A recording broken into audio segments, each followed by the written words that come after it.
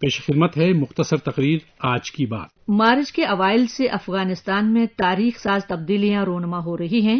جنگ سے متاثرہ اس ملک میں طویل مدت سے متوقع امن کی بحالی کے لیے 29 فروری کو امریکہ اور طالبان کے درمیان معاہدے پر دستخط ہونے کے بعد توقع تھی کہ افغان معاشرے کے انتہا پسند عناصر طالبان کے ساتھ مذاکرات میں افغانستان کی جمہوری حکومت متحد ہو کر امن کے خواہاں افغان عوام کی نمائندگی کرے گی۔ تاہم افغانستان کے صدارتی انتخابات کے نتائج کے بعد وہاں شدید اختلافات ظاہر ہو رہے ہیں۔ ان کی وجہ سے نہ صرف افغان عوام بلکہ ان بیرونی طاقتوں کے درمیان بھی ناامیدی پیدا ہو گئی ہے جو کابل میں موجودہ سیاسی تنازع کے جلد از جلد پرامن حل کی تلاش کی کوشش میں ہیں۔ گزشتہ سال منعقدہ صدارتی انتخابات میں افغانستان کے انتخابی کمیشن نے موجودہ صدر اشرف غنی کی فتح کا اعلان کیا تھا، لیکن اشرف غنی کی فتح کے سرکاری اعلان کو ڈاکٹر عبداللہ کے زیر قیادت حکومت کی ایک دوسری طاقتور جماعت نے چیلنج کر دیا۔ دوسری مدت کے لیے اشرف غنی کو بطور صدر مسترد کرتے ہوئے ڈاکٹر عبداللہ نے اپنے آپ کو ملک کا اگلا صدر قرار دیتے ہوئے ایک متوازی حلف برداری تقریب بھی منعقد کر ڈالی۔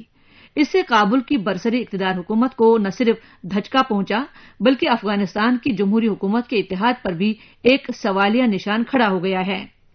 موجودہ صدر اشرف غنی نے مبینہ طور پر افغان حکومت کے چیف ایگزیکٹو ڈاکٹر عبداللہ کے سامنے اختیارات کی تقسیم کا ایک فارمولا پیش کیا ہے۔ جب تک افغان حکومت کے یہ دونوں طاقتور گروپ طالبان رہنماؤں کے انتہا پسند ایجنڈے کے خلاف متحد نہیں ہوتے، افغانستان کے مستقبل پر غیر یقینی صورتحال کے بادل چھائے رہیں گے۔ ان اعلی افغان رہنماؤں کے درمیان اختلافات سے 10 مارچ سے شروع ہونے والی بین افغان بات چیت خطرے میں پڑ سکتی ہے۔ ایسے وقت میں جب کابل کی جمہوری حکومت سے مضبوط اتحاد کی توقع کی جا رہی تھی، ان کے شدید اختلافات سے ملک پر حکومت برقرار رکھنے کا ان کا دعویٰ کمزور پڑ جائے گا۔ افغان عوام کو اپنے ہی ملک میں حکومت کی تشکیل کی خاطر اپنے نمائندوں کے انتخاب کا موقع دینے کے بعد افغان حکومت وجود میں آئی تھی۔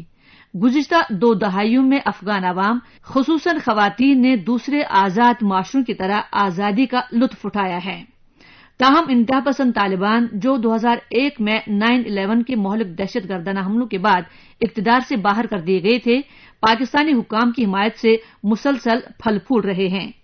طالبان گزشتہ 2 دہائیوں سے کابل کی جمہوری حکومت کے تحفظ کے لیے متعین امریکی افواج کی طاقت کو چیلنج کرتے رہے ہیں، یہاں تک کہ 29 فروری کو امریکہ اور طالبان کے درمیان معاہدے کے بعد بھی وہ مزید امن بات چیت کی راہ میں روڑے اٹکا رہے ہیں۔ معاہدے کے ایک دن بعد ہی طالبان نے اپنے ان 5000 افراد کی رہائی کا مطالبہ سامنے رکھ دیا تھا جو دہشت گردی سمیت مختلف جرائم کی پاداش میں مقید ہیں۔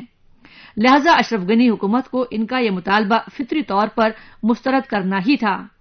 کابل حکومت رہائی کے اس مطالبے کو بین افغان مذاکرات سے جوڑنا چاہتی ہے۔ حکومت ہند گزشتہ 2 دہائیوں سے افغان قوم اور معاشرے کی تشکیل نو کے لیے نمایاں کردار ادا کرتی رہی ہے۔ نئی دہلی حکومت ہمیشہ سے ہی ایسی پیش قدمیوں کی حمایت کے لیے پرعزم رہی ہے جس سے امن اور استحکام کو تقویت ملے اور جو افغان عوام کی زیر قیادت اور ملکیت میں کی جائے۔ ہندوستان نے افغانستان میں جاری تعطل پر اپنے رد عمل کا اظہار کرتے ہوئے امن کی بحالی کے لیے افغان عوام کی خواہشات کی حمایت کے لیے اپنی عہد بستگی کا واضح طور پر اظہار کیا ہے۔ افغانستان میں رونما ہونے والی تبدیلیوں پر رائے زنی کرتے ہوئے ہندوستانی وزارت خارجہ کا کہنا ہے کہ وہ افغانستان کے ایسے پرامن جمہوری اور خوشحال مستقبل کے لیے افغان حکومت اور عوام کی ممکنہ حمایت جاری رکھے گی، جس میں افغان معاشرے کے تمام طبقات کے مفادات کا تحفظ کیا جائے۔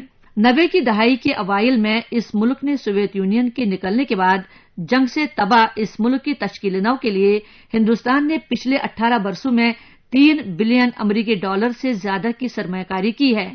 ملک کی تشکیل نو کے لیے ہندوستان کے نمایاں کردار کی وجہ سے افغان عوام اس سے بے حد محبت کرتے ہیں۔